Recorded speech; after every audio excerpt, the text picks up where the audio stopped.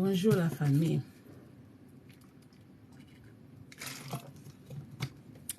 Bonjour, bonjour, bonjour. Bon début de la semaine la famille. Un très bon début de la semaine à toutes les personnes qui travaillent, à toutes les personnes qui sont en vacances avec les enfants, en famille, et à toutes les personnes qui sont dans les démarches, à la maison, en train de faire des tâches ménagères. Vraiment, un bon début de la semaine à nous tous. Voilà. J'attends les j'aime, les tapotages, le partage. Vous savez déjà de quoi il s'agit, hein? Voilà. Bon. Week-end, j'espère que week-end pour certaines personnes et l'équipe bien. Vous vous êtes bien reposés. Bamsou bazali na ba feti, bamsou bazaki na ba matanga. Comme ainsi va la vie. Bonjour, bonjour, bonjour, bonjour la Congolaise du 242. Bonjour, bonjour, Maïmaya 21, bonjour, bonjour à tout le monde. Timothine de Matézo, bonjour à toi. Bonjour vraiment la famille. J'attends les tapotages, que ça donne le nombre. Pendant ce temps-là, je passe mon temps à faire un peu ça bambote, hein. Pour Nazela, nombre à tapotage. Tout partager moins d'amp. Bonjour Ndeko Ortizia. Ortizia 92 92. Bonjour. Bonjour, bonjour, bonjour na bandeko nyo sur vos qui avant. Oh na monnaie ba kombo na binoté. Merci na bandeko bo partager live. Merci na bandeko bo tapoter. Divine grâce, bonjour à toi. Bonjour Dims. Dims, bonjour. Étoile, bonjour. Madeleine Madeleine, bonjour. Monsieur Michel Boula, bonjour. Monsieur Moïse Miezi. Bonjour. Keke de mon cœur, bonjour. Bonjour Jésus-Christ, mon assurance, bonjour. Bon, comme vous savez comment on a vraiment trotté, je vais essayer. Chez BKS, bonjour. Je vais essayer de mettre les lunettes de la gloire glorieuse pour Inès Panda, bonjour. Bon, mes lunettes de la gloire glorieuse. Oh, mais moi-même, la personne, je me kiffe avec mes lunettes de la gloire glorieuse. Et puis, ça a une visibilité qui toque. Donc, Wesley, on commune. Natanga, merci beaucoup de kopona ba fleur. Wana okozwa par ya balia. Ndeko Wesley lobinanga okozwa par ya balia. Ndeko Wesley, je vais te dire quelque chose. Na live nanga, il n'y a pas de lia, il n'y a pas de Congo Kinshasa. Na live nanga. Il n'y a pas de lia, il n'y a pas de Congo Kinshasa. Pour te dire que makambe bene na lobaka ya mabena contre ba français, contre la France. Pas contre le français, mais contre la France, au basa la kabiso na Afrique, mais pourtant na fandi na France. Makambo na sala na France, na tika jamais au sala na Congo. Mais c'est pas parce que na fanda na France que na adoraka France à 100%. Donc, soko za mutoyo. Nazaka traître me bima na live na ngai. Po na bomela yo, na bomela tata na yo, na bomela mama na yo, na bomela bandeko na yo, na traisa bino, yango wana. Donc bimano na live yo. Bo bloqué te bo chikaza na wana, bo tie pe na sourdine te. Ayo ka no ba o nga na oloba, yo kaka. Bo tie no na bo tika no na koma o alingi. Soki obi ke oza zoba moko boye koza no na sisuru ba po ba tia na sourdine. Bino fona zo c'est la bino BKS. O penda alingata ko yoka makam na bino te ye kutu sourdine panezala te. Yende ba blocage na ba blocage. Mukona kodoka pe na tongo na lamukika be na zong c'est bino BKS abanda ko bloquer comme ça ba bonne nyoso ba là tout kaka na babone oyo ya mitu esalaka aneto elenga nanu bino babone o mitu ezaka nango edoka bino traître ya dinguaku traître dinguaku o kutu bozo kumisa siko soki yo za traître ya mboka na ote o pasaka tano na kosala nini aba pe okokumisa kaka balia parce que aweza live ya ba congolais na balia aweza live ya banini boso kinga moko na famille na nga balia baza bomona ba traître sika bazate dingua ku luvunu au carré yoki luvunu na au carré luvunu na au carré zoba moko boy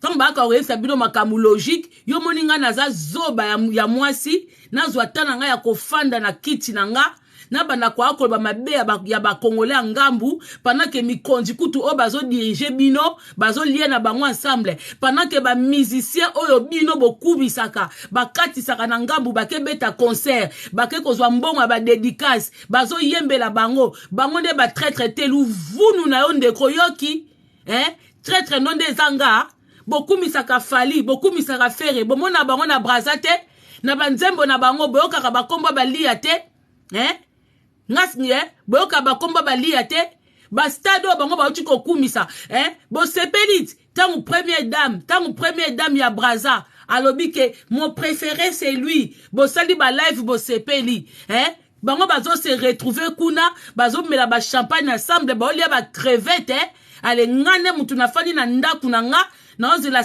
simiki na nga na fin du mois ozo benga nga traître dinguaku carré zoba moko boy kasi ba zoba lokola bino boza tellement ebele ke moye ba mboka ngo évoluer ezate zoba poyo so mona journaliste moko a français atie kiti na ye bandi ko finga bata Belgique ou batu ya Allemagne yo yebi bitumba o eleka entre ba Allemagne na France e kokani na oya bino na bata Braza zoba moko boy mais lelo bangwa na baza ensemble Merkel wana soki Erkel wana omona kena ba président ba français te omona ka ete na union européenne omona ka bango ensemble te zoba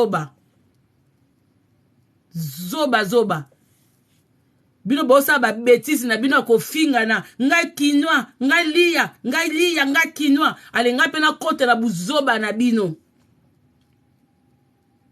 taba yo pena za taba ya solo penda tabo pena kutuko o eza pena ke okufite ke bakati o kingo batio munga batu balie yo za taba moko bake ko niata yo penda na fula moko na nzela bandudu kuna baniati yo babosani yo moye etake yo viandi no pende lumbi solo ata kutu mutu akufi nzala pendant 10 jours akolia yo te. Bon, la famille, merci pour le tapotage. Bon, moni photo na tie batubi bale oyo. Banderonanga, oui, effectivement, il faut te remettre à Kabino na banzela. Parce que les réseaux sociaux, il y a trop de bêtises, il y a trop d'inconscients. Moi, je ne comprends pas bandekwa ba quinoa. Je ne vous comprends pas. Bozui image yo, bobandi kobenga Sassou traître. Mais moi, je vous comprends pas. Sassou, il est de Congo-Brazzaville.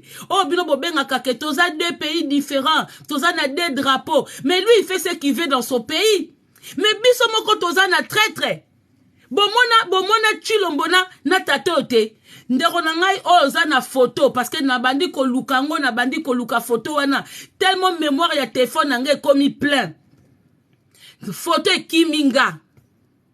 Ndeko oza na photo ya Chilombo azoko serre di boko ya tata oyo azanga santé mais azana cerveau mutu mukie mais cerveau munene. Cerveau eleki na ba cerveau ya ba Sassou na ya ba Chilombo. Chindela ngango na 0750 ya ni numéro ngo déjà.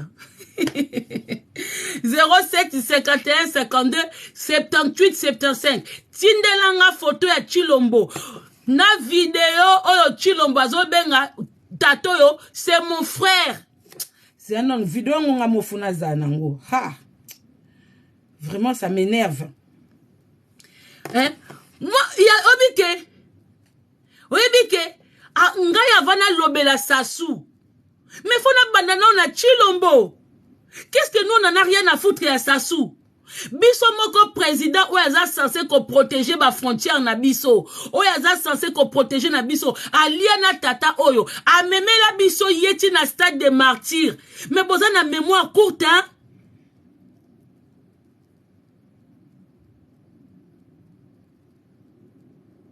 Boza na mémoire courte. Mutu ayako nyata mabele. Na stade de martyrs. Bobi komba martyr. Est-ce que boye baka pourquoi stade wana komo lango ezaka martyr? Papa ya Chilombo azui kibokondi. Azui mwasi na ya rwandaise. Mbala moko. Ole kutu bo sepele. Même yeso kaza traître. Mais mwasi na ebo bakaza ya bisoti. Aza congolaise ya bisote, moi si nae. Ya mwa pesa ka ba opportunité na ba kino ebele. Mais Chilombo abeli biso rwandaise, abeli biso mwasi ya kai adverse. Oui, mais que moi je ne comprends pas, hein. Oui, mais des fois quand vous avez des images qui vous viennent comme ça, qui apparaissent comme ça, avant bolobe la image yo, bobo sani Chilombo. Ce qui s'assoit Zandoki, c'est pas notre problème. C'est le problème des Brazzavillois. Siko bino, bozo ko interdit ba Brazzavillois ba kipe makamna biso. Mais bino siko botiki mukonji na bino, bozo kene ko kipe mukonji angambu. Lui il s'en fout. Yako alia kana ye, amela kana ye. Baza ba semeki. Soki ba benga bangoni ba semeki ko oui. Chilombo abali cousine na ye. Franchement, les Congolais de Kinshasa, vous me dépassez. Je pensais qu'on avait autant d'intellectuels dans notre pays. Vous me dépassez. Donc, totiki salité na biso, toke ko lata salité à Sassou. Netinga na fanda nanga, na kendo lata salité à Sassou. Na tiki nanga salité na biso, o eza Chilombo, mutu munene ya Chilombo. Mouta bengaye, c'est mon frère. Bon, l'obanini, a benga bongo par diplomatie. Est-ce qu'il y a la diplomatie dans des pays où ils ont la guerre? Neti na minito yo, Russie, na Ukraine, allez, ba mi konjuana, bazo kwa takane, bazo finga na yasomo. Vous pensez qu'il y a des mots diplomatie dedans? Quand le président, quand Poutine, il parle de l'Ukraine, il met la diplomatie dedans? Batu bazo koufa. Vous parlez de diplomatie? Hein? Vous parlez de diplomatie? Lui, il est parti manger notre président de RDC. Alia na oyo. Amema iti na stade de martyrs. Bo bambata mabanga te. Bo wolola ete. Bo sala désordre te. Ah! Ba Congolais à Kinshasa. Oyebi vraiment. Vous me dépassez. Oyebi bato bo senga bo matana live nanga awa. Soka ko meki ko matana live nanga. Oye koloba buzoba. Yondem tobi ma ridicule pona ko obi modèle na ko pupola. Vraiment parce que moi ça me dépasse, hein. Niveau ya bassesse si to komi nango. Niveau ya bassesse que on atteint un niveau c'est irrécupérable. Et comme irrécupérable. Na moni pour nga nazaki na week-end na zota la binoka na musika, na moni bilo bobandi ko pupola Sassou, mais biso moko. Ya biso moko nanu mwana malata akenda ti Rwanda. Oh mususu wana Lazare ressuscite-toi, laissez les morts enterrer les morts. Akenda na bangulu, amida na bino, azwa bangulu, na bataba, na basoso, na bameme, batu bazo kufa nzela na Kinshasa, na RDC, na Este kuna batu bazo lela, bazo kima bazamba, yazwi bangulu, basoso, ba Thompson, ba Pioni, amemi na Rwanda. Hein? Amemi na Rwanda. Vous réagissez. Vous réagissez parce que vous avez vu Sassou. Mais ça question ko linga bali ate. Et ça question ce qui bali ba moni que ça danger, c'est à eux. Parce que boye bina bino combattre. Et moi je vous dis que parce que bino bo bimaka libanda te, boza bato ba réseaux sociaux. Biso to bimaka libanda, on est avec les Congolais de Brazza. Quand on est dehors dans le combat, bango pe ba temelaka parce que bango ba na bato belete, bango bato ba kobi kobima lelo. Mais sachez que dans le combat que nous menons, il y a aussi des Brazzavillois au ba temelaka Sassou, baza contre parce que babi que il pop biso il faut des pays wana et yokana poto zwa paix du cœur. Pour avoir la paix du cœur, nous devons attaquer tous les frontières qui nous attaquent. Après une fois après, on va faire la paix pour tout vivre en la tranquillité. Comme les Européens l'ont fait. Ba bunda bango nyoso. Après, ba lembi ko bunda. Ba lembi ko mona bibembe. Ba lembi ko mona makila. Ba sali la paix. Pendant que vous attaquez le Brazzaville, mais nous, on est menacés par les Rwandais. C'est ce que nous comprenons na kabinote. Comme ba Rwandais bazana bango na réseaux sociaux te.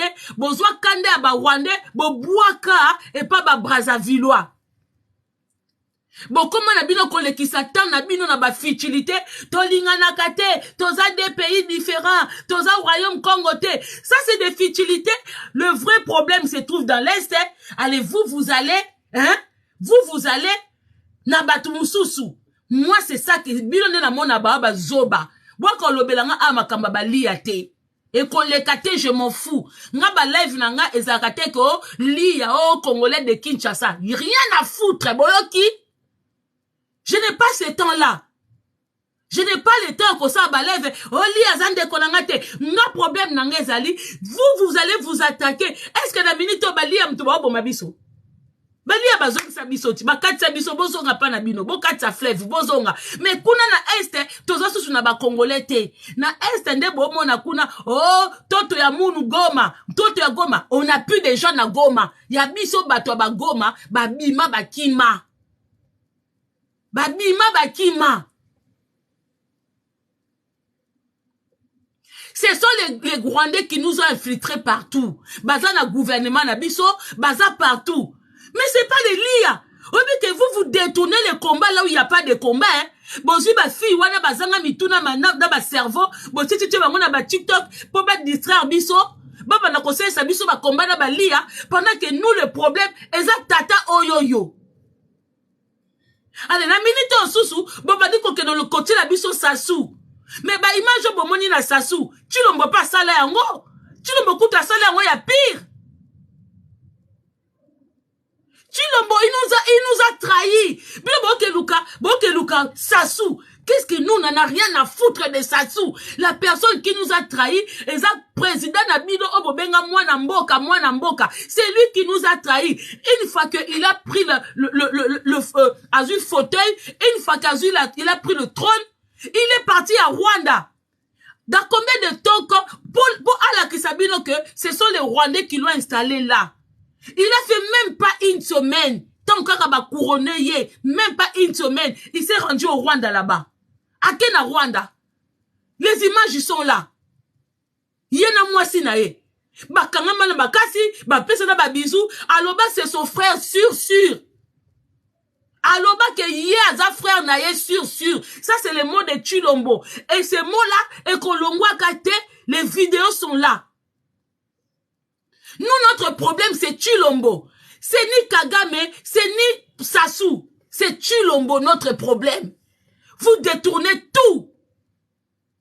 Bonjour les Sabalèves, bonjour les Sabalèves. Comment ça se fait que Biso Tozana président Chilombo? Tamu Chilombo, à Sala Actewana, ba photo est tambolate. Et comme il a tour à Sassou, ba photo est tambola partout. Donc c'est Sassou qui est notre président alors.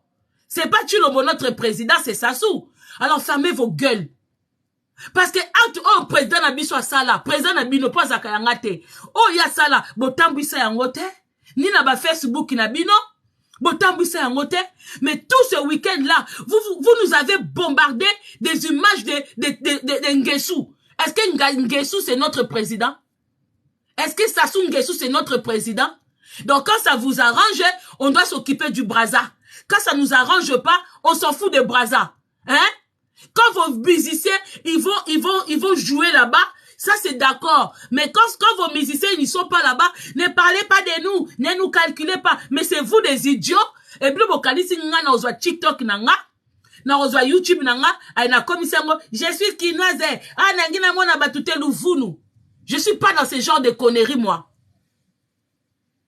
Quand certaines personnes se retrouvent là-bas, bazo vivre là-bas, la vie est belle, ils vous calculent pas, allez ngande pauvres dames. Na bana kosala la séparation entre les Brazzavillois et moi. Soki nga na zui mobali na nga copain na nga ou copine moko ya bien na nzela ya Congolais Brazza tozo koyoka na biso kitoko tozo sola kitoko allez na baby sa relation na nga parce que vous c'est vous qui décidez qui doit parler à qui doit côtoyer qui. Commencez par parler à votre président. Commencez par parler de Chilombo. Commencez par parler de vos musiciens qui sont des mendiants là-bas na Nine. Na Brazza. Pourquoi boy n'a falité? Pourquoi boy n'a surtout moutoua yemba ba Brazzaville comme Jean-Robert n'a fallu. Bazate. Commencez par les détester eux. Au lieu de venir nous dire à nous, c'est pas nos frères, c'est pas nos frères. Banzembo nyonso tu a fallu na Jean-Robert Boyokaka. Il y a que des noms de Brazzavillois dedans.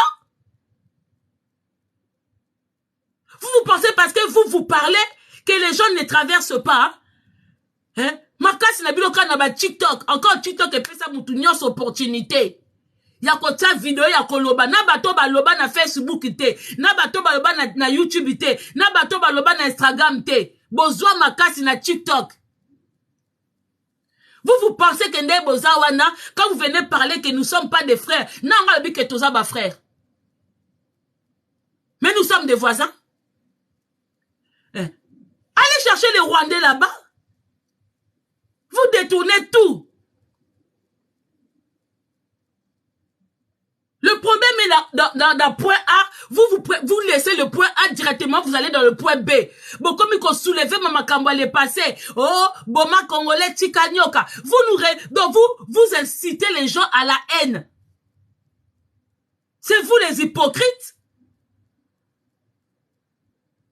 C'est vous les hypocrites. Vous incitez les gens à la haine. Pendant que le problème récent se trouve au Rwanda. Hein?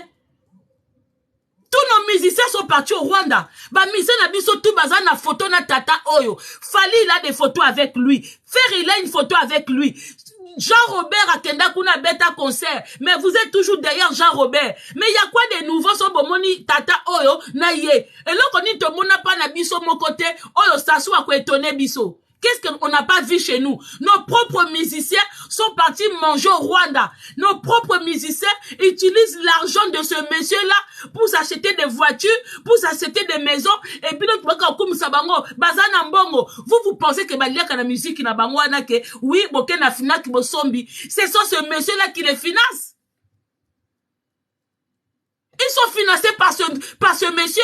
Moutou mouké me cerveau mounene. Tata obo mona oyo. Moutou moukie me tala cerveau mounene. Bango zo mona bango mitou minene me cerveau mikie. Mais c'est vous-même qui vous battez dans les réseaux sociaux pendant que les vrais problèmes y a en tête ou na basana bango kitoko. Moi je ne comprends pas. Vous allez chercher les problèmes chez les voisins pendant que chez vous-même. Encore si eux ils parlent de nous, hein, on peut comprendre que tout ça bataba problème. Oui, Congo Kinshasa tout ça bataba problème. Chez eux il y a pas trop de problèmes. Il y a un faut pas kolobela makamna biso sinon bota la maté. Ça c'est la vérité. Chez eux il y a pas trop de problèmes. Et alors là, boza ba voisin ba mongo. Ndaku moko ba mongo e kangama na bino ba bundaka tongo matin midi soir. C'est normal que ba voisin ba boka kamisu, ba mataka ba kengela kana ba porte, ba mataka likolo ba mire. C'est tout à fait normal. Pas na bango eza calme et pas na biso c'est chaud. Yango ba ka kokengela ba lobela. C'est tout à fait normal. Et alors quoi na minute ba français ba fatila ki ba Russie parce qu'il y avait rien à dire en France. Le problème s'est trouvé en Russie. C'est vous qui êtes ridicule. Oh bon lobela kabiso te ba kolobela biso le ponga ba mongo ezanga problème te. Il faut que les voisins parlent de nous. Parce que mon abiso bazoba, même les Rwandais parlent de nous. On les voit critiquer ba Brazzavillois. Allez voir chez les Rwandais. Mais sauf que bango ba na réseaux sociaux te. Bango baza ba infiltré. Batala biso ba oseka biso le ponga ba mongo ezanga éducation, ezanga structure. Donc tous les jours c'est des problèmes. Vous pensez que quand les voisins parlent de nous, c'est parce que ba venera kabiso, parce qu'ils se moquent de nous. Parce qu'ils se moquent de nous. Donc, quand ils sont basés bête à combo tous les jours de comme stars. C'est pour ça que vous vous prenez tous pour des stars ici.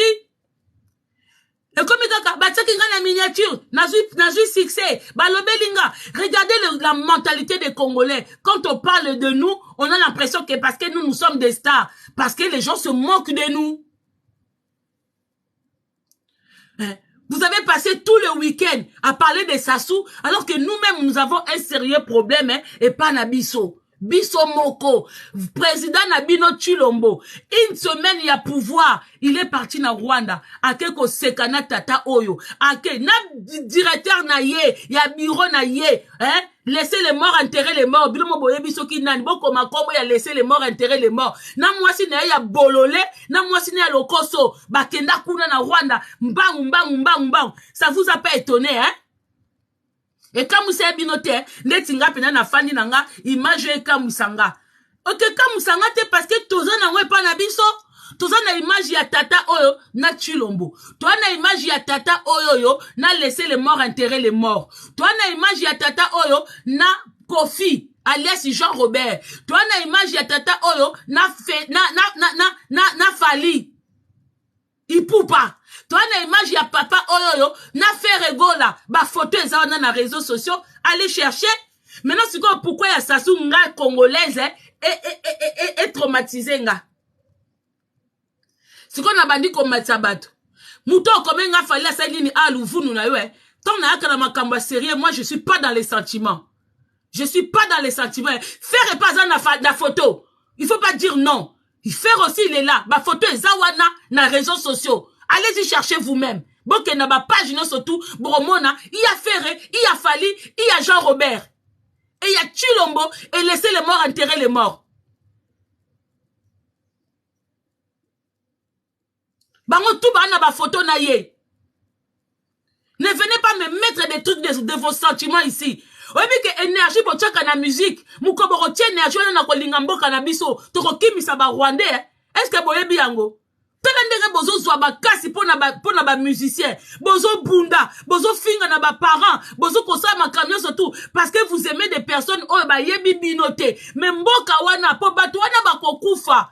Bakotika la bana bino héritage te. Mais mboka wana eza héritage de génération en génération. Bokoka ko bundela ngote. Vous n'arrivez pas à mettre tout l'amour et l'énergie pour votre pays. Mais pour la musicien, bosala ba groupe, bosala ba clan, comme si musicien, il va t'apporter quoi? Oui, il nous apporte de bonne humeur. Mais quand il s'agit du pays, il faut pas. Mais bino, omona mutazo zwata ko finge la Fali mutu. Ya ko finge la Ferre mutu. Mais prenez cet amour-là. Mettez ça dans ma kambu ya mboka. Un moment revenez bato solo. Siko na otika bato ba mata. Bande konanga dodo kolo. Un nazo zwa makam nanga na oloba awa. Je ne vous ai pas sonné. Soko mati kaka awa eko belanga makamoko o Sassou mutema mabe luvunu oko réveiller ba démon ya famille nanga ponga moni naza na 100% mu Congo bando ki baze bele na famille nanga biso surtout ba mitu pe doka kabiso boka sate ke bino nde boka kaka ya ba mama biso ba msuto ebi ko ba mama te poto respecta ba mama ba tata mais o tumbo linga na live nanga tant na ko tiko kaka wana nengo mati eza somo parce que à un moment ba congolais on doit se dire des vérités. On doit se dire des vérités. Ceux qui te ont la vérité, série 60, série 6, Bouzoba, série 7, Bouzoba, série 8, Bouzoba, série 9, Oupe, Nabano, Bakoli, Awa, Botami, Awa, Bakoma, Namakambu, Yaba Gaulois, Yaba Warrior, Kole Kakutu, Nabato Bazana, na Louvoulou. C'est pas normal. Soku to moni na matisio awo oyeko belanga buzoba kondi manoko matate dodo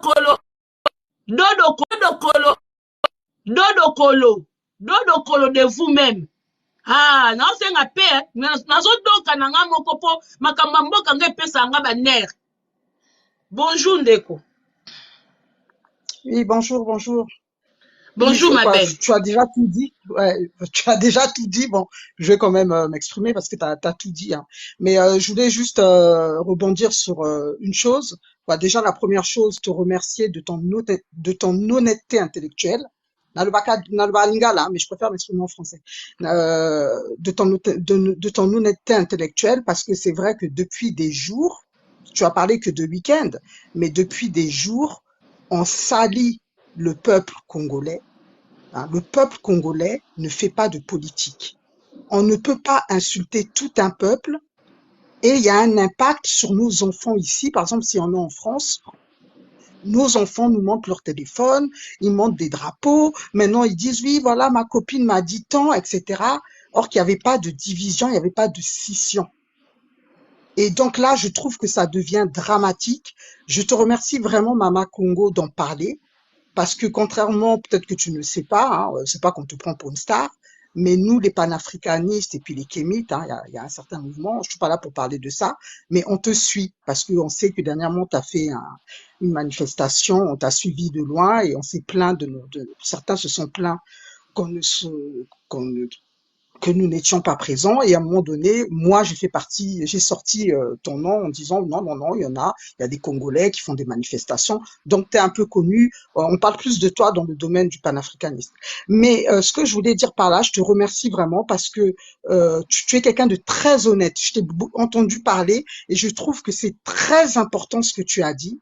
Au-delà des clivages politiques, au-delà, maintenant, là, on n'est plus en train de rigoler. Il y a des enfants qui sont moitié 242, 243. Il faut penser aux enfants. Parce que ces gens qui parlent de Brazzaville ou qui parlent de la RDC, est-ce qu'ils ont déjà mis pied à Brazza? Est-ce qu'ils ont déjà mis pied en RDC? Ces gens qui parlent surtout, parce qu'il y a beaucoup, comme tu as dit, nous ne sommes pas nombreux, et les lives qui sont faits par les Congolais de Brazza, c'est ce que j'avais déjà évoqué, se font en Monukutuba. Moi, par exemple, je ne parle pas Monukutuba. Je parle que Lingala. Hein, je suis ce qu'on appelle une Mangala. Donc, je suis du Nord. Hein, donc, souvent, ceux de Brazzaville parlent Lingala. Donc, je ne parle que Lingala. Donc quand c'est dans d'autres langues, je ne peux pas, voilà. Quand les Congolais de Brazza font dans d'autres langues que le Lingala, je ne peux pas monter parce que je ne comprends pas. Donc, j'essaie d'écouter en bas ou je suis dans d'autres lives, les lives qui m'intéressent, qui imitent, etc. Donc, ce que je voulais dire par là, je voulais vraiment te remercier parce que je suis passée par hasard par ton live. C'est très très important parce que ça devient douloureux pour nos enfants adolescents qui essayent de s'approprier la culture africaine via la musique africaine. Hein, bon, aujourd'hui, c'est un peu la mode, Nosbil, Fally Ipupa, etc. Quand je vois ma fille de 16 ans commencer à écouter, et je me sers justement moi, personnellement, de la musique pour traduire à ma fille les mots qu'il dit, hein, pour qu'elle apprenne le lingala. C'est-à-dire que je lui apprends le lingala à partir de la musique. Donc la culture, ça sert à ça aussi, parce qu'il est très important que nos enfants apprennent nos langues.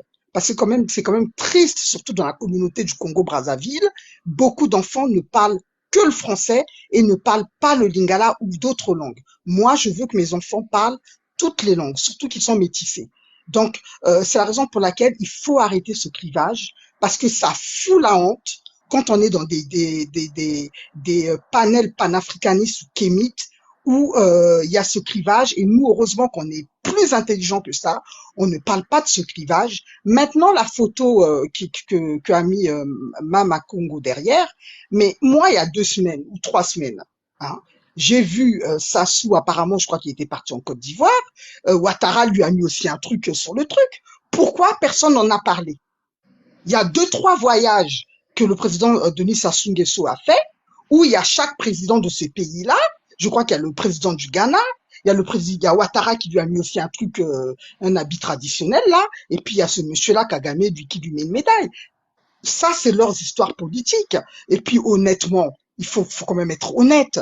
Les Congolais de Brazza se sentent beaucoup plus proches des Congolais de la RDC que des Rwandais. Qu'est-ce qu'on en a à foutre des Rwandais? On ne les connaît pas, ces gens-là du Nilotique. On ne les connaît pas trop. On sait que ce sont des pays voisins. On sait, voilà. Mais il est quand même malheureux parce que dernièrement, j'ai entendu un petit jeune Angolais, hein, voilà, il expliquait qu'il est d'Angola et il jugeait, comment il disait, ah, qu'on comprend que, Congolais, il y a RDC, critique soit, Congolais à Brazza, soit les Angolais. Il faut arrêter soit les personnes qui le font, c'est parce qu'ils ont trouvé le thème pour devenir des stars, entre guillemets, pour faire leur live. Ils n'ont aucun autre sujet que de parler du Congo-Brazza. Donc, eux, ça va être leur produit. Ils ont choisi Brazza comme produit pour pouvoir faire des lives et avoir des followers. Or, il y a des gens comme Maman Congo que moi, pour moi, sauf si je me trompe, elle pourra le dire, moi, Maman Congo, je la suis parce que pour moi, c'est une panafricaniste. Je ne la suis pas parce qu'elle est du Congo, hein. Je la suis parce que c'est une panafricaniste. Et après, comme elle met un peu elle fait un peu rigoler et tout, je la suis, elle est un peu marrante, elle est un peu, voilà, faut un peu, quelquefois lever un peu le pied, elle est un peu fun et tout, donc je la suis. Mais moi, Yaya Moussi, c'est un danger public. Merci beaucoup, ma belle. Merci beaucoup. Merci pour tes propos, ma chérie, parce que, Bandeko, papa, quand je suis dans l'élan, quand vous montez, merci pour le respect, ma maman, ma soeur chérie, désolée de te faire descendre. Bonjour la famille, bonjour de Koza Nicolas. Parce que après, quand vous montez, soyez bref et précis. Parce que sinon, après, moi, je perds de l'élan. Ne partez pas dans les systèmes de hors-sujet. Là, on est en train de parler d'un truc vraiment bien précis. Montez avec ce même punk et restez vraiment très lucide dans ce qu'on est en train de dire pour vraiment bien aller. Parce qu'après, je commence à c'est pour ça que j'aime bien, il y a des sujets, j'aime bien rester toute seule. C'est pas parce que vous savez pas intervenir, mais peut-être parce que vous n'avez pas non plus l'habitude non plus. Quand je suis chaude, il faut que les personnes qui montent m'accompagnent dans le même rythme. Sinon, après moi, c'est la colère qui s'installe et j'arrive pas à m'exprimer parce que les personnes qui montent m'affaiblissent au fait. Allô, bonjour. Maman Congo, Oui, merci papa, beaucoup. C'est bonjour. la première fois pour moi de monter na live na yo. Moi, je vais apporter juste une petite précision. Je vais faire comprendre à nos frères congolais à Awa, na congolais à Brazzaville, d'abord que nous sommes deux peuples frères. Ça, c'est la première des choses. La deuxième des choses, c'est que nos Congolais d'ici, nous les Congolais de Kinshasa, nous devons comprendre que nos relations, nos querelles, nos problèmes avec les autres États n'engagent pas nécessairement d'autres États. Biso, trop n'a pas problème na biso. Personne aujourd'hui ne peut faire la défense de Kagame. Un Congolais consciencieux, où il y a Maël, jamais à cause de la défense de Kagame. Je suis de ces Congolais-là. Que non, les loyaux, na couloir nangai et indi. Mais cela n'empêche que les autres puissent avoir des relations naïées. C'est de la liberté de chaque État. Ce sont des États souverains. Monsieur Sassou Nguesso est un chef d'État. Il a sa politique de bon voisinage, sa politique de collaboration avec les pays africains, sa politique de collaboration avec la communauté internationale. Cela ne nous concerne pas. Cela ne veut pas dire qu'aujourd'hui, les loyaux qui ne sait pas que les États-Unis, les grandes puissances de ce monde, ce sont eux qui sont plutôt, elles, ces puissances-là qui sont à la base de la déstabilisation de l'Afrique. Est-ce que les Congolais, biso ba Congolais, tosilika katan tout le monde a fachi, na président américain ou bien à les États-Unis? Mais nous le savons très bien, nous savons que le problème qui nous arrive ici, dans ce pays, c'est le fruit de la politique de la communauté internationale. Mais nous l'acclamons, n'est-ce pas? Ceux qui tomonient na batouana, ces gens qui constituent l'axe du mal pour nous, Africains. Mais l'autre, il a aussi ses raisons qui font que Bazala en bonne relation, ça ne nous concerne pas et ça ne fait pas de lui notre, ça ne fait pas de lui notre ennemi et ça ne fait pas du peuple congolais d'en face nos ennemis. Il faut que le Congolais, lorsque Vadji, notre président, allait au Rwanda, lorsqu'il allait au Rwanda, lorsqu'il était en bon terme avec Kagame, est-ce que les Congolais d'en face refusaient Basili Kaka? Quels sont les problèmes qui sont passés? Quelle est la réalité qui est arrivée pour que les lots, moi, monter moko boya méfiance, il y a violence entre les deux chefs? Est-ce que nous maîtrisons cela? Si nous ne maîtrisons pas réellement cela, parce que nous savions, avant qu'il ne vienne à la tête de ce pays, il savait bien que notre agresseur, c'est le Rwanda. Mais il s'est amouraché avec le Rwanda. Bisotang Tobanda Koloba Kenon, Oyo, rapprochement na Rwanda, et ça m'a bé. Non déco, Batu Oyo, Tobinga Bafanakwit, Basilike la biso, Bafinga biso. Et les lots, toute personne qui est en relation avec le Rwanda devient démon. Il faut tolongwana makambwana. Si tolingi mboka na biso ke de liboso, il faut tozalaka sincère, cohérent, correct. Nous avons des problèmes, certes, avec le Rwanda. Cela n'empêche pas aux autres chefs d'État d'avoir des relations avec le Rwanda. Ils ont leur politique, nous avons notre politique, nous avons nos problèmes, ils ont leurs problèmes, ils ont leurs contrats. La preuve en est que Bisso, malgré nos problèmes, nous avions accepté que Rwanda et Banda n'étaient pas na Bisso, na Goma. Ça s'est fait ici avec le même président. Et Bato Lelo Bazo Finga Finga Bamisusu, ils s'étaient tués. Ils ont applaudi. Ils ont dit c'est ça la diplomatie agissante. Donc, tout tika aventure Rwanda. Moi, personnellement, je le dirai toujours. Si nous avons des problèmes, cela n'empêche pas aux autres d'être en bon terme. Et s'il est en bon terme, il n'est pas traître parce qu'il fait la politique de son pays. Il fait la politique de son État, lui qui est souverain. Il ne fait pas notre politique à nous. Quitte à nous de savoir faire la bonne politique et au bon moment et ne pas regretter, changer chaque fois. Les loboloba qui A, lobby bokomina B, lobby bokomina C, et vous voulez faire porter ça aux autres. C'est ce que je voulais dire. Merci beaucoup, maman. Merci beaucoup, papa. Intervention vraiment kitoko. Merci beaucoup. La famille. C'est bien, c'est facile de reprocher à Sassou d'être en bon terme avec le Rwanda ou avec Monsieur Kagame. Mais comment Bolingi que Sassou a détesté Kagame pendant que Sassou lui-même il voit Tshilombo avec Kagame? Obi que c'est le monde à l'envers les Congolais de Kinshasa. Vraiment, arrêtez de nous faire partir pour des ridicules.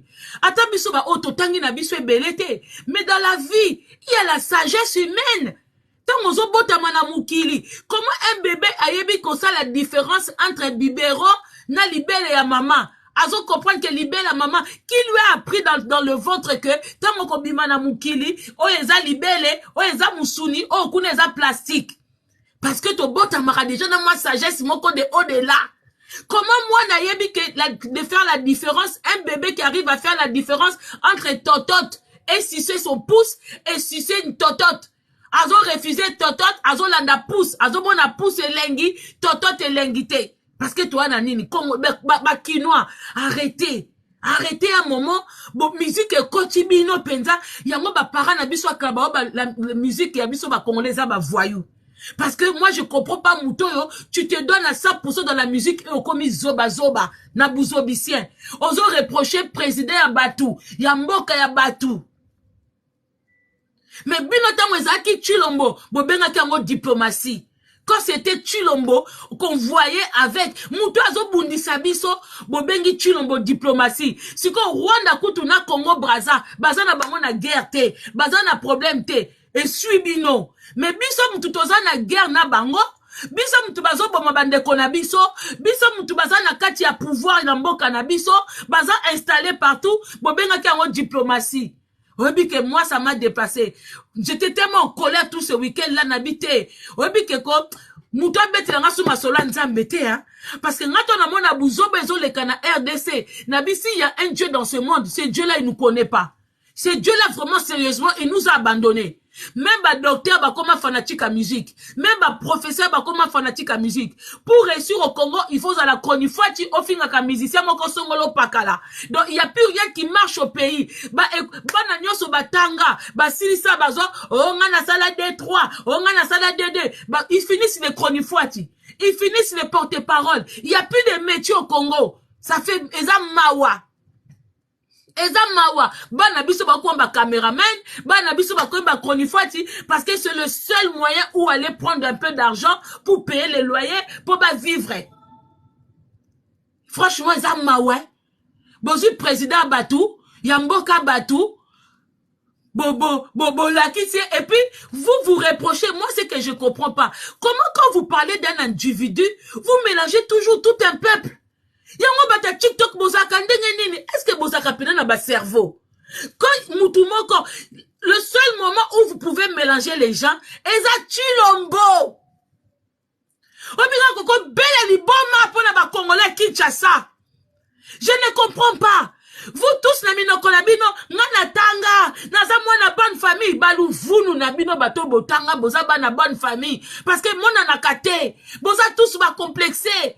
Onga na tanga, onga na mwana star, onga na mwana diplomate, onga, mais boza bazoba bino nyoso ba chronifuati. Depuis comme boka mobimba, bana batambongo basuka ba chronifuati, bana batanga bien ba koma ko ba sanité na ba réseaux sociaux, kolekana bana ba luvulu, o biso to fana na Gombe o biso limete o biso bwe, yango bofana ka pa ba noko na bino, boza ko sokola basani, boza komba bandaku. Ou ba parents na bino bazaki ba sentinelle na banda kuana. Ça vous appartenait pas ces maisons là. Hein?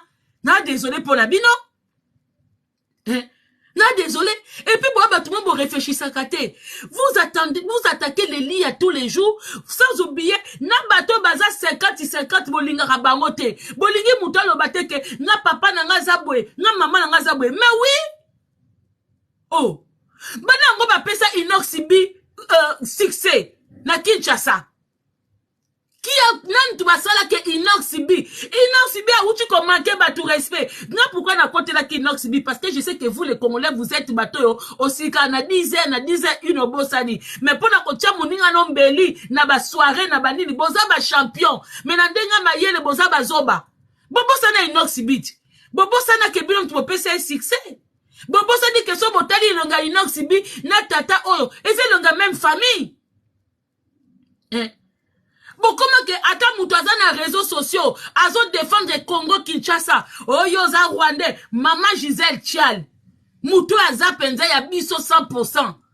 A défendaka, yoku to défendaka mboka te. Mais ce que moni mutu eko défendre mongo, mboka, ote ngana yebiye, aza mutu, bon, comment bloko pesa batu ba nationalité zanga mutu na makolo? Bon, comment qu'on peut s'abattre? Et puis, boza ba hypocrite. Et belé boza wana na banda kuna bino, na ba misala na bino partout. Boza na ba lia. Boza na ba lia. On dit que ceux qui poisonnent beaucoup avant, parce que vous côtoyez les gens que, na réseaux sociaux, boka kofinga bango tongo midi pourquoi? Mais vous les côtoyez. Bango ta ba fingi bino, bango ba bi ko se protéger. Congolais ba ko se protéger te. Congolais otika masanga ke suba, azonge ne masanga za komela. Abi non, ça c'est la famille. Ça c'est la famille. Mais moninga oyo finga ki abosani yote. Et vous pensez même pas na ba sœur na bino o bazana mibala balia na bandako. Vous pensez même pas na ba frère na bino o bazana basa balia na ndako. Quand vous venez les insulter. Mutu su bokoki ko finga bango boy, abaluke li mobali nye na ndako. Mutu su bokoki ko finga bango boy, abaluke li mwasi nye na ndako. Vous êtes mitema mabe bandoki bantior. Alors, pendant ce temps-là, les Rwandais, ils sont tranquilles. Pour les Rwandais, ils sont intelligents. Rwanda ta bozana immeuble moko akokima yo ba mona nakate et ils vivent tranquilles. Ale biso to koma kaka ofongoli TikTok boy, omoni ka mutu boko balia baza bandeko na batata mibimba oboza soi-disant. Vous êtes censés être des exemples na TikTok. On ressent la lèvre bandi koloba. Toza royaume Congo te, toza bandeko te. Mais est-ce que na moi sengi bino bosé la biso éducation civique? Est-ce que biso na minito to ana besoin d'éducation civique na bino na réseaux sociaux? Toi n'a besoin. Vous pensez que chacun n'a biso to bisika to utate. Donc bino nem tubotanga histoire kalako, mais bino bobake biso to pas na biso ba écrivain bazalate. To commenter. Comment est-ce que bobeta ka histoire on dirait bo vivant yango? Comment bobeta ka histoire on dirait bo vivant? Parce que bino bo vivant kana téléphone arabe, ba lobela yo po lobby, ba écrit kuteza na ngote. Botanga kana bino te, bino ta journal à pamba. Est-ce que yo so somba ta journal à 2 euros? Est-ce que prix à journal coûte yo yebi yango? Yo so la muka na tongo pa na yo, o kicho ke taba o ke somba journal. Yo eso sale lango. Même na Congo, Congola somba journal te, Congola kendara na victoire, mutatandi ba journal ne wana, abwaki coup d'œil, babandi ko sala discussion ezanga mutu na makolo, baleki nzela. Bien si bomona mutu a fongola usine, ya koteka ba journaux a réussir na Congo. Si bomona, tozata nango,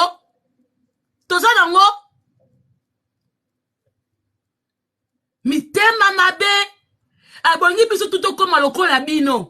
To koma bazoba lokola bino, to bana kosala ba live ezanga mutuna makolo lokola bino, to tiki ba Rwandais bafandi, nanu na mona bino na bo pupola ba Rwandais na réseaux sociaux te, mude bo pupola kabalia. Je ne vous ai jamais vu ko pupola ba Rwandais na réseaux sociaux. Les Rwandais, il faut comme si bazana ba, on dirait comme si on en a ba problème na bango te.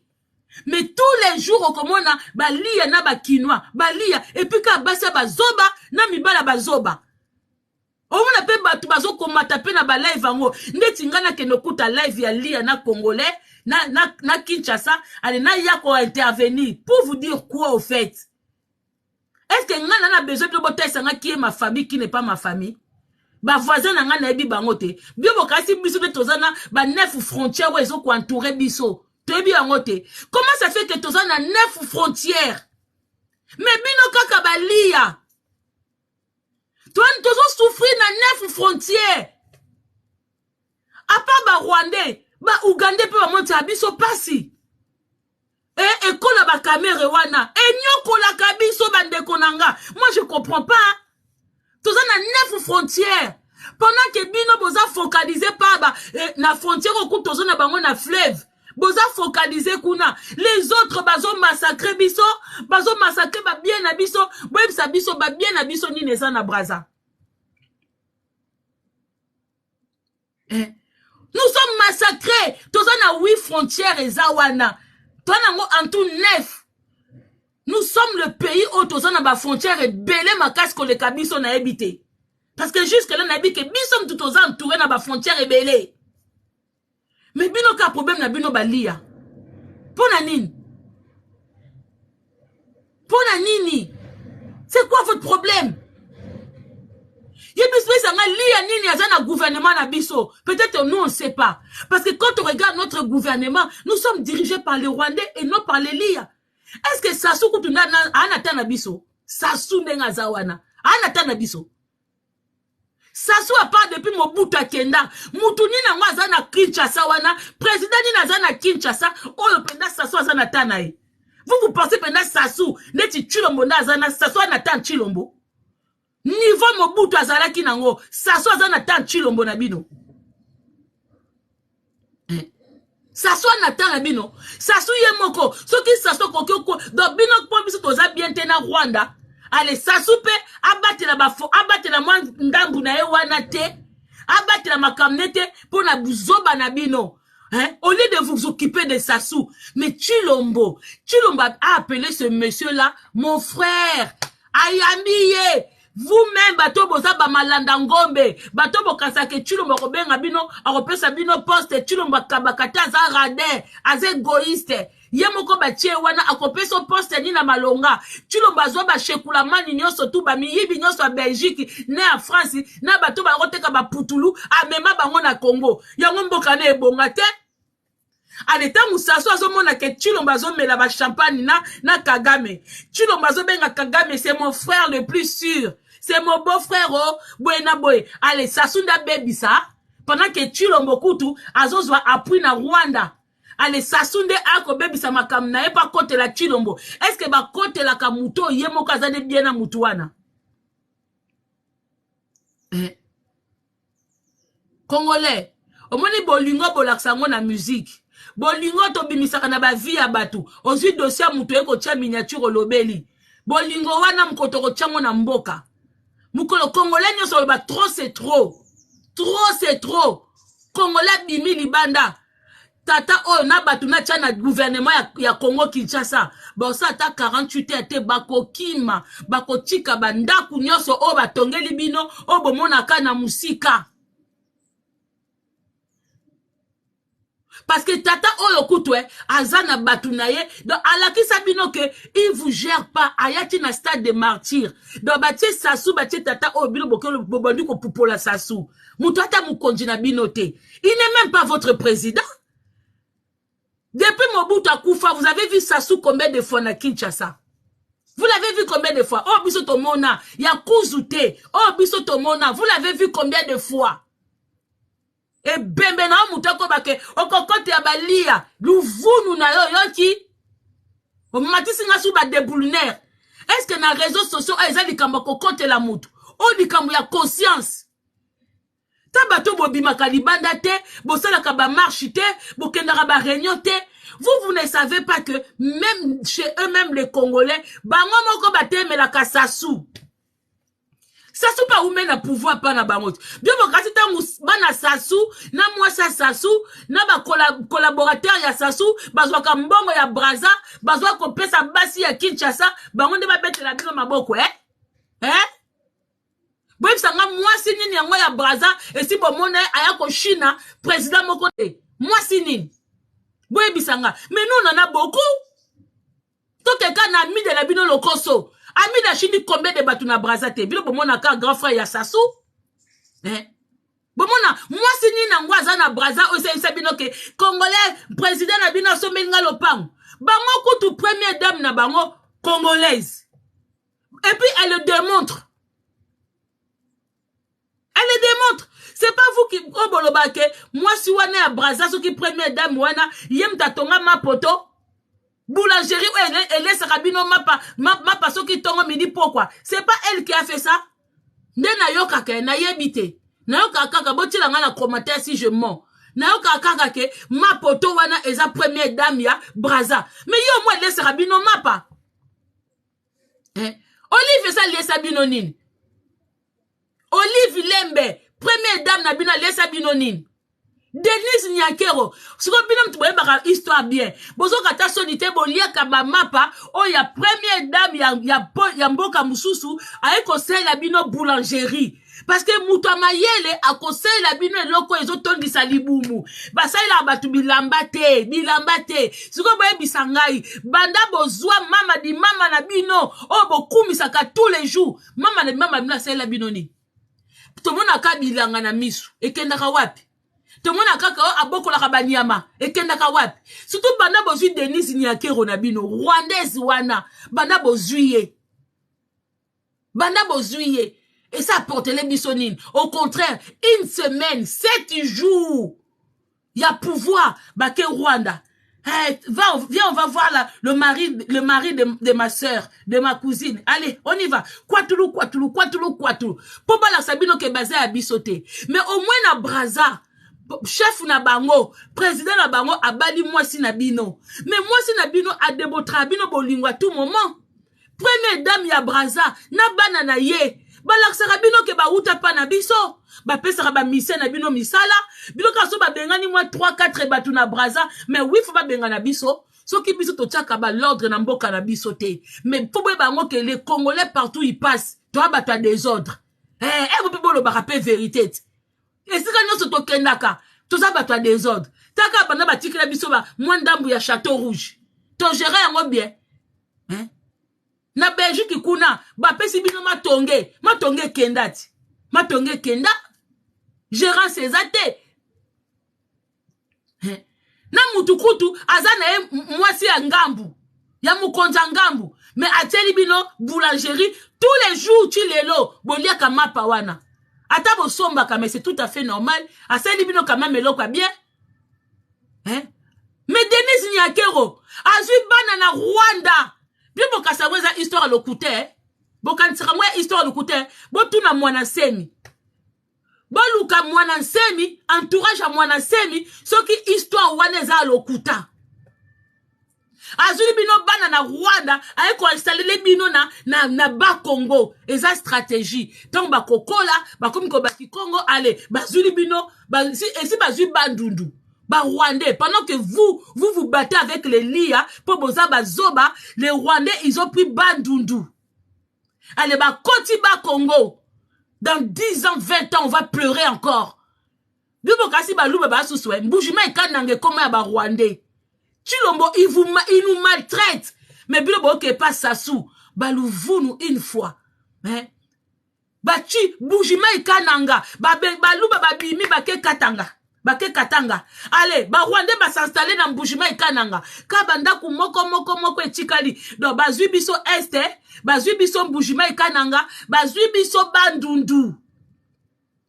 Bazui biso Bandundu, bakoti ba Congo. Tout ça, vous ne voyez pas. Peuple mobimba, bo fan de la musique qui tombe midi pourquoi. Et quand les voisins parlent de nous, bien bokasi ba Congolais, oba lobela biso ba mayele.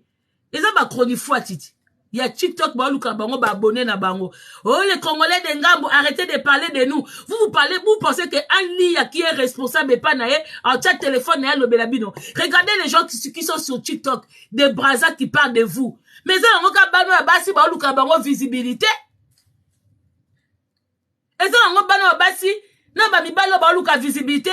Vous pensez que un responsable de lia, il va venir s'asseoir avec vous, na TikTok, il a besoin de ça. Bah, des gars, vous pensez qu'il y en a chez eux là-bas? Hein? Il y en a chez eux là-bas?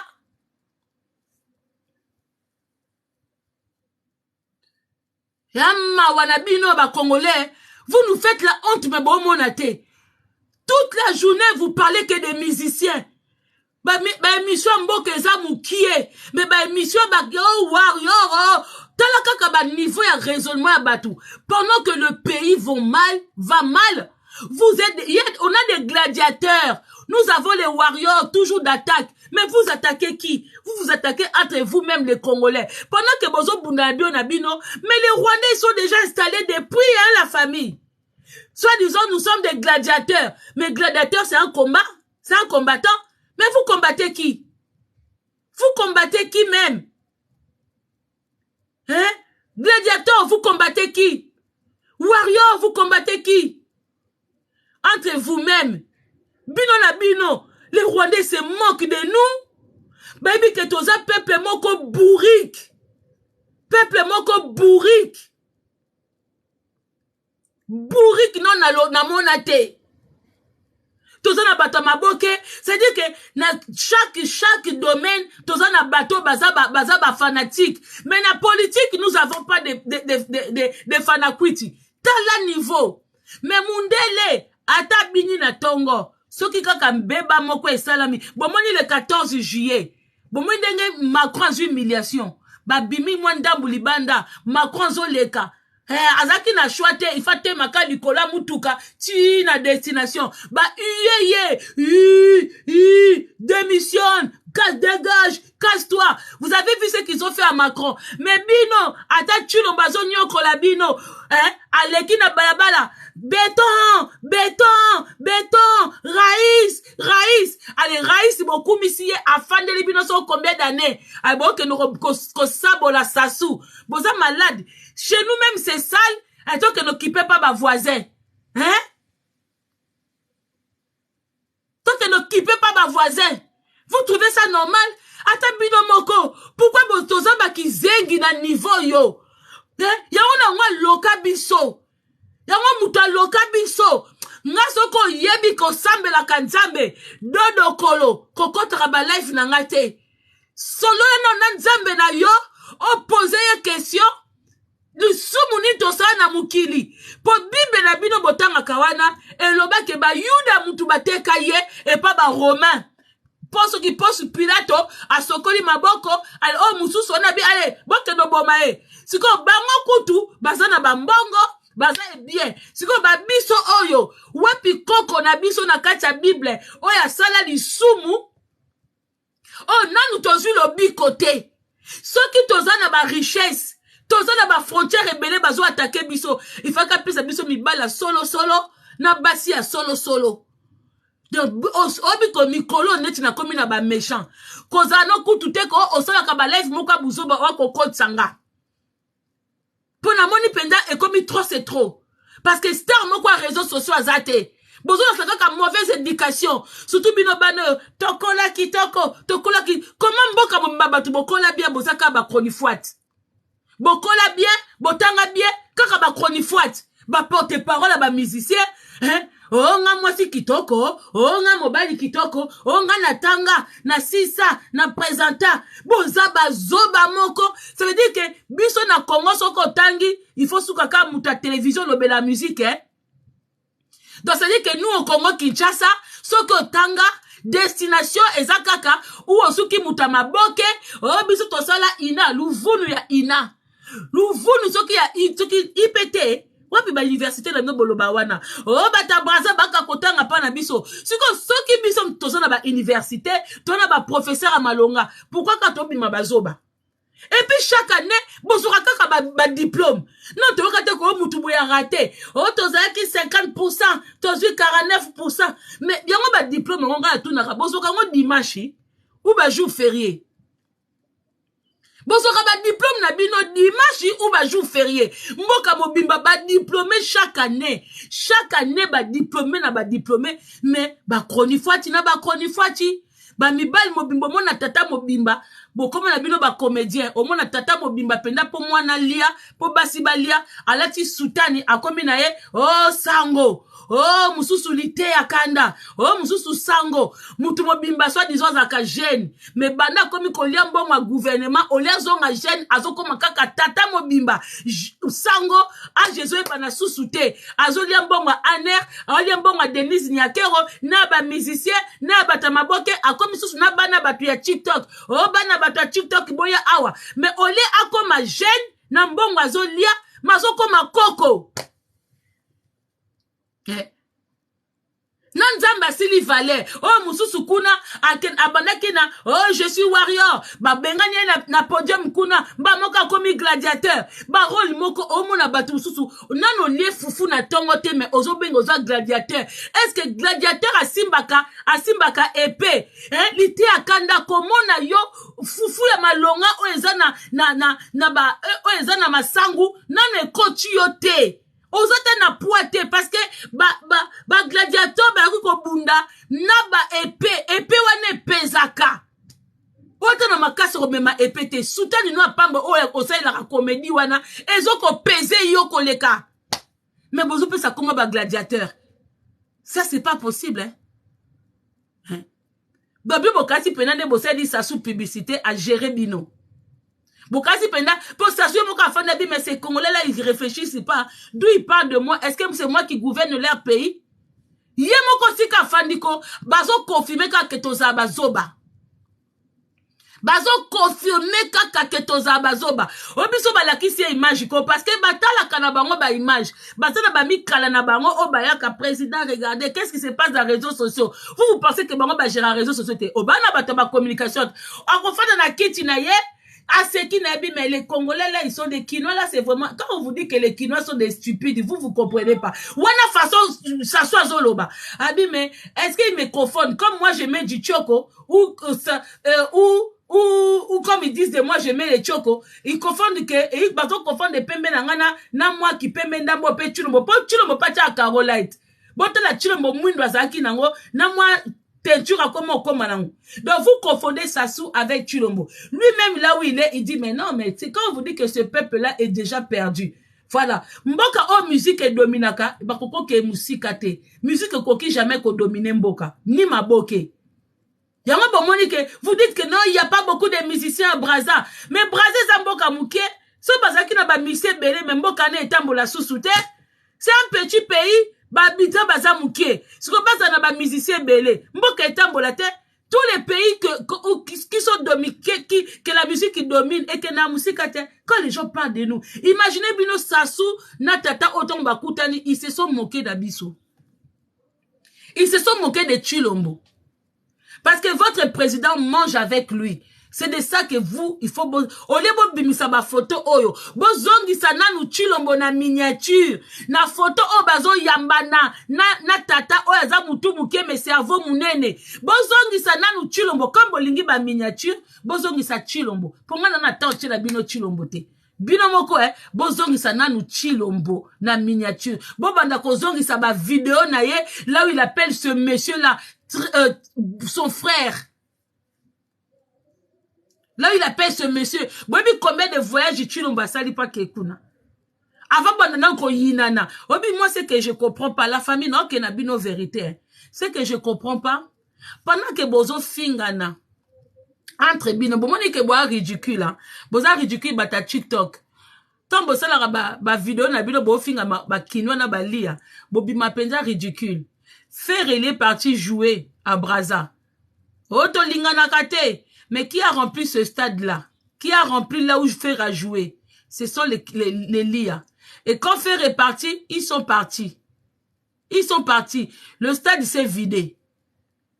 Le stade s'est vidé. Pour vous dire que si c'était que pour leurs frères, Benga Batikala, ils vous ont démontré que c'est pour la bonne musique. Ferré, il joue bien. On était là pour écouter la musique de Ferré. Il est parti. Mais ceux qui ont pas na bino, bon ça la roga bongote. Et ils ont voulu vous démontrer que malgré c'est notre frère. Mais est-ce que bino ceux qui roga yena Kinshasa, vous allez lui démontrer la même amour au balia, soit disant to linganate. Mais c'est vous qui réfléchissez pas.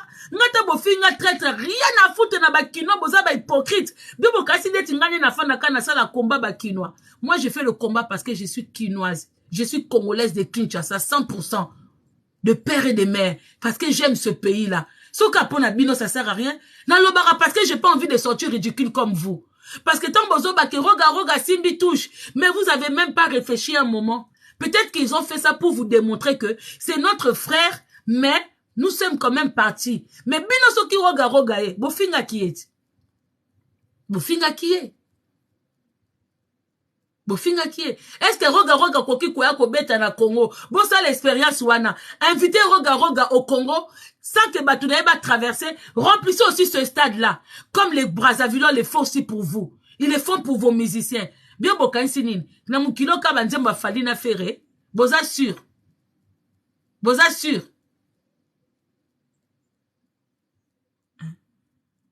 Boza sûr. Bolingo balakisi musicien na bino kuna bomoni yango te. Bomoni Angote. Et ils ont fait ça 2 fois de suite. Ils ont démontré leur amour na Fali. Ils ont démontré leur amour à Ferré. Mais tant que Zaki Likambu ya Kofi de Braza, bon comité, Kofi Olomide, Aza frère Nabiso, to atana libanda to défendre quel genre d'hypocrisie. Nous-mêmes to lingaka Jean-Robert te. Allez, pour na Likambu eza logique. Depuis quand bon mona moutake ko porter sozi, moutazo ko imiter plainte. Mais vous avez fait comme si vous donc vous encouragez le mal. Ok, ce que eza libanda faut qu'on défendre. Qu'on défendre qui?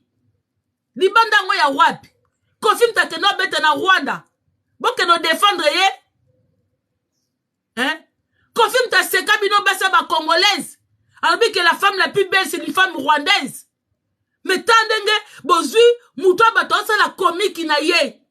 Azo luka na ye. Azo la comique. Mais votre Jean-Robert jalousie. Biso tout ebi ka muté mamabe. Mais à un moment rester dans le logique hein. Bien bon kati soki muto asali mabe na France, akimi na Belgique. Même les tala ndeko soki mutuna yo mutuna bino asadi bêtise un français qui fait de bêtises na Angleterre ba bêtisier boloko soki ba extrader ye na France akokende lisusu boloko ba loba nete que non parce que tu es français comme ozongi na mboka na biso to bimisio libanda kendo tambola non.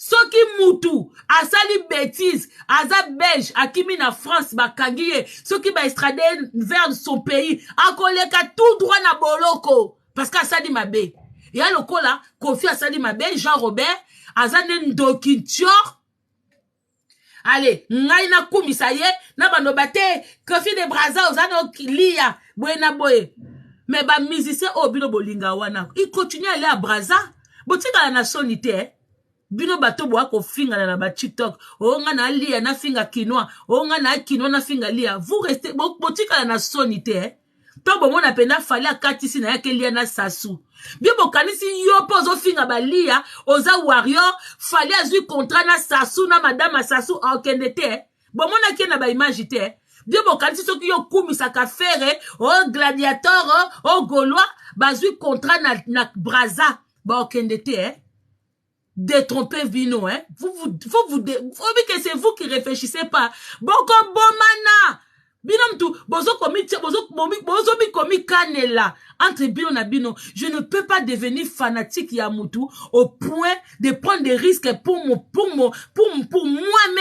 Natika, salanga mabe, natika famille nanga, pour des personnes que je ne connais pas, car pour la CPN musique na bango, vous êtes ridicule, hein.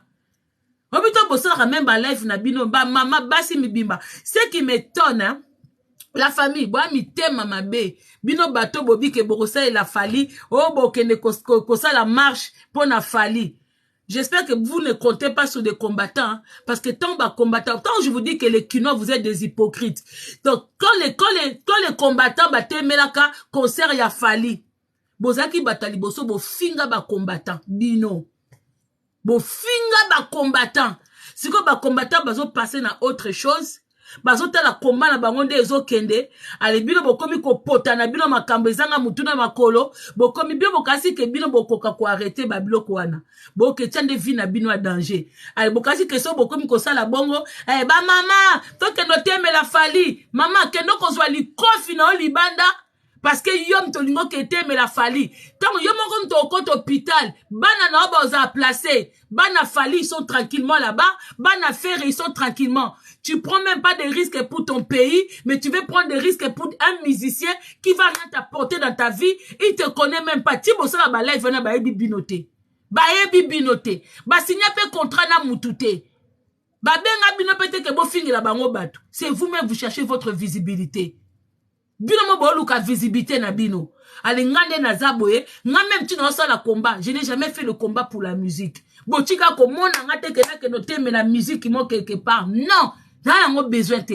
Mais les gens qui ont fait ça, il y avait un but. Mais bino bo soutenir bangote. Le lobo commence à balève, ba maman, to teme la fali. Louvunu.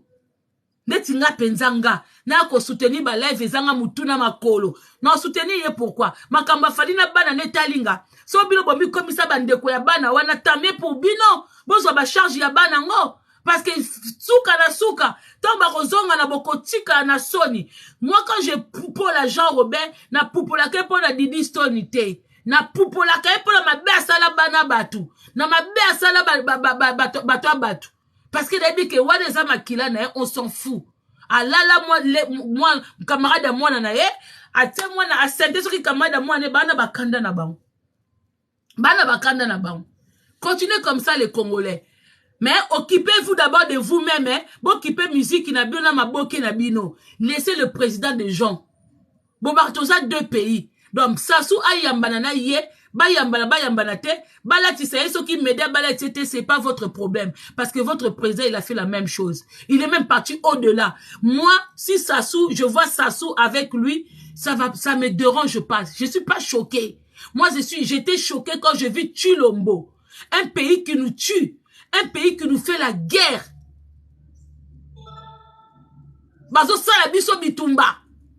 Mais président Nabiso, ayami président wana. Et choka binote. Et choka binote. Moi, ce qui me choque, quand je vous vois, les Quinois, faire la guerre tout le temps, l'administration Zanga Mutuna Makolo, tous les jours des lives sur TikTok contre les LIA, pendant que nous avons des problèmes avec Ouganda et Rwanda. Notre problème, ça se trouve dans l'Est, là-bas. Bah, frontière on a Est, et non en face Nabiso. Moi, c'est ça qui me choque. Donc, bon, qu'il y a une faiblesse, quelque part. Mais si la réalité zali, bozo mon est en côté. Si la réalité zali, bozo mon est en côté. Vous ne voyez pas? Bozo mon est en côté. Bien bokani sinin. Rebo po azo intérêt n'a pas inox bi. Ataki ke inox a uta, aza na muta famille oh. Non, non, non. Elle vit sa vie. Hein? Elle vit sa vie. Ça vous dérange pas? Tant que mon a rebo na inox bi. Et mon abinote, couple mixte wana, ya Rwandais, na so qui soit disons ser na biso ya nan. Mais si ko bon bato babana na bali yande, et choqué bino. Bato bazatana bali et choqué bino. Mais vous êtes malade, hein. Mais nga na ozon sabi na ba archive, hein. Nde na ofa na ba journée o nyoso. Na ozon si la bino ba vidéo ya Chilombo na bino. Na président oyo. Na ozon si la bino image ya stade de martyr. Boko lembanga na TikTok nanga. Na ozon si la bino ndenge tata oyo nyata stade de martyr na biso. Et si ka ba setre na biso ba kufa.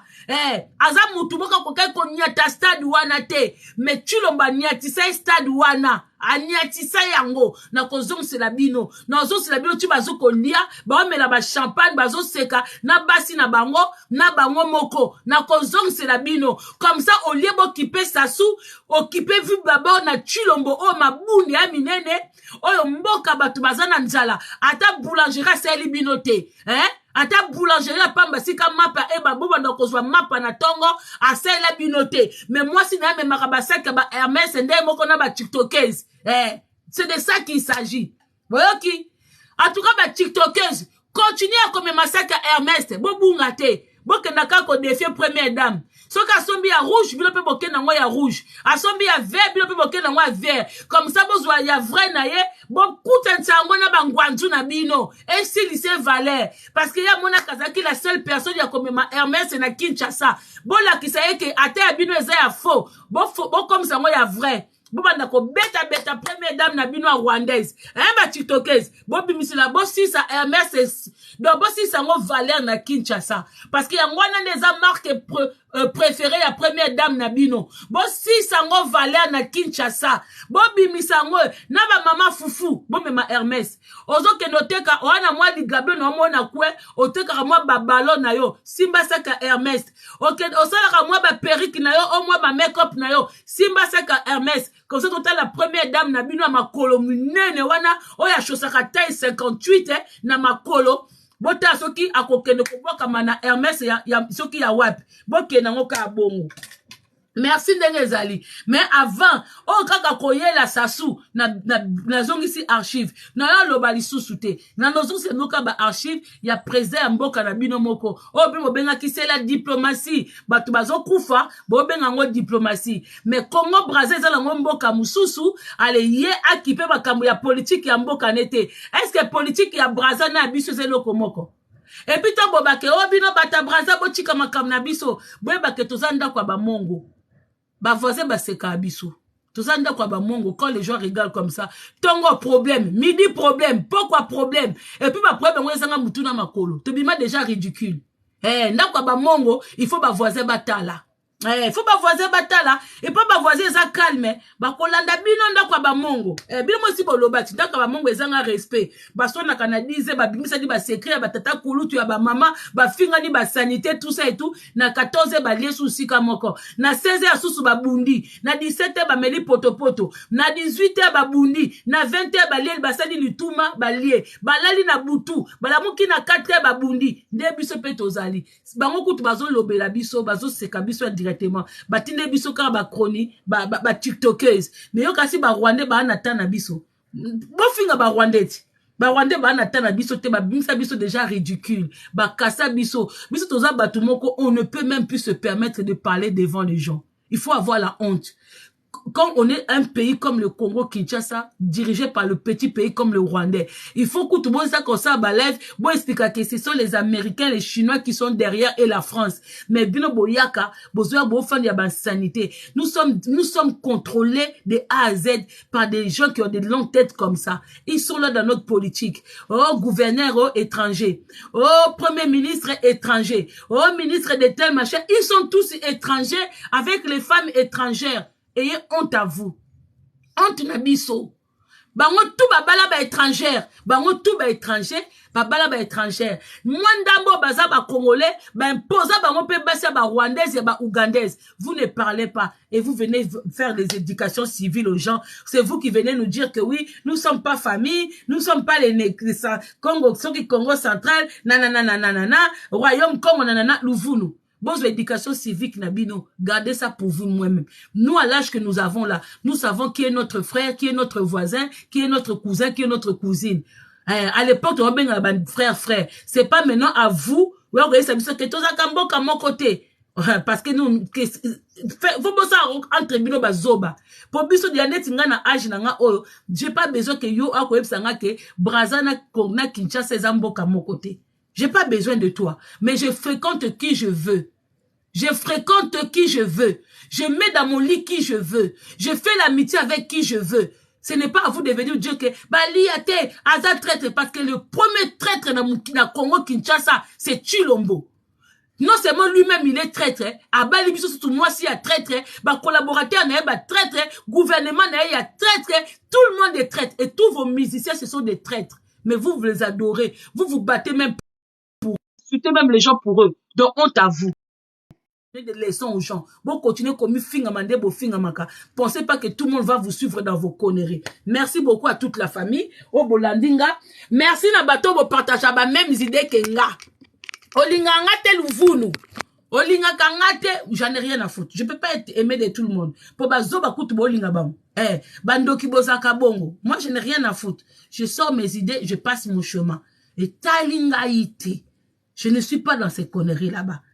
Moko na lingi na kiti na keko répondre surtout batum surtout ici na bossa na kala ici na sabino boza soko moni kolobi likam na nga na répondre na nga yote na oba kiloka ba pique ça veut dire que tu ne vaux rien na linga moi ba discussion mona batamayele surtout bato na tika na 2022 nesi na kunda bino wana boza na CV ya mabe ato ye ba pique na bino ezwa kangate mais nga so na boki kaka pique ma omoni pique ya mutamayele et yo bino boka kaka oh kutuboye oh zoba oh bez nga na muta bezite nga so bino bosala ba bez na bino oh muta bimisa likamne nga sala bezite nga so likambo eza i ozale nemi na nga ou pas so likambo eza i na loba i soki yo kalisi ke pose nemi na nga ye place ya i na loba o c'est que yo mtoza zobo tanga te et puis yo babi ko tanga te kolo likambo na olo bozo yeba keza yo kutu ebi kotanga te yo kutu kote batu batanga na kote batu bakulela ba parents na bango milongo lisaka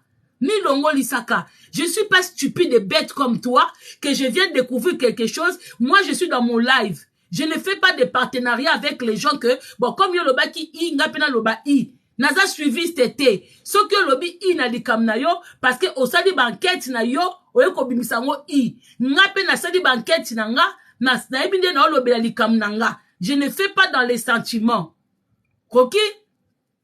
Je ne fais pas dans les sentiments. Moi, je n'ai pas d'équipe. Je n'ai pas d'équipe, mais j'ai des gens que j'apprécie et j'ai des gens que je n'apprécie pas. Nga toze nemi na nga so lobi likambu, eza bongo. Na kolinga te ke na kokrosa batu na nga, eza bongo te, po lobi to ba ou découvrir vérité, na za sous crédibilité devant mes personnes. Je dis ce qu'il y a à dire. Zoba oyo, ko tiaka nga na ba lignée na ote, on a frappé yo moko yebi. Tiango tilelo, même deuxième babord chez les parents des gens.